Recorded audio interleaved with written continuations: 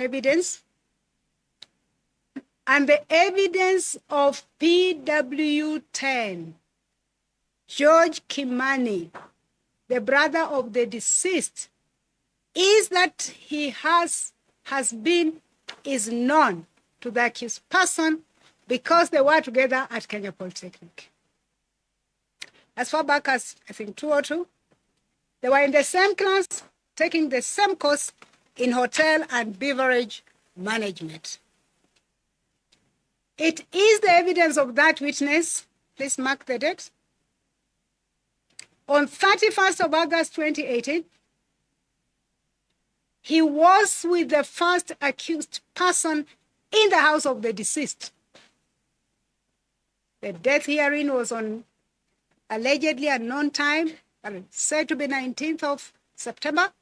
But I am saying, and I said, please mark the date.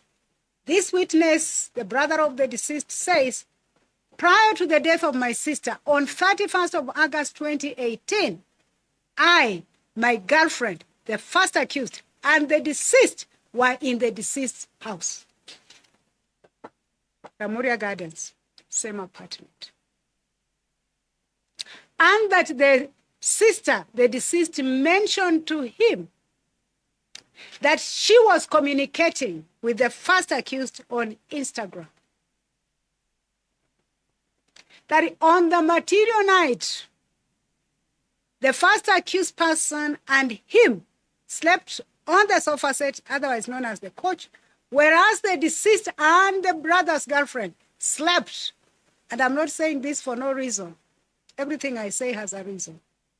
Slept on the deceased bed. It is also the evidence of George Kimani. On 19th of September, the deceased sent him a screenshot of a conversation between her and the first accused. And that conversation was to this effect. The first accused was telling the deceased that when he returns from Mombasa, he would go and see George Kimani, that is the deceased brother, for a drink. And that the deceased was telling the first accused person, don't spoil my brother. 19th of September.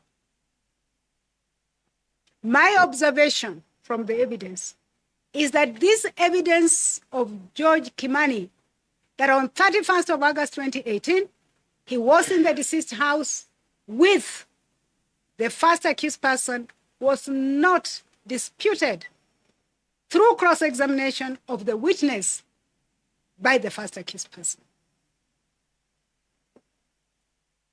And I will tell you why. This was the nature of cross-examination by the first accused person. I quote,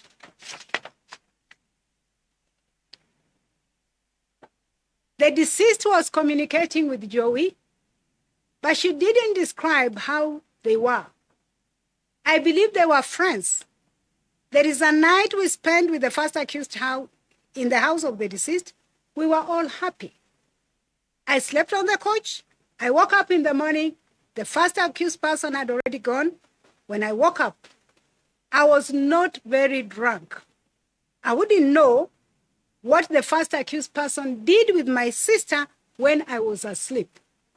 I don't know whether he was another man in my sister's life. If he was, I would have known. I did not know Kako. And my analysis of this cross-examination does not lead to an accused person denying that I don't know the deceased.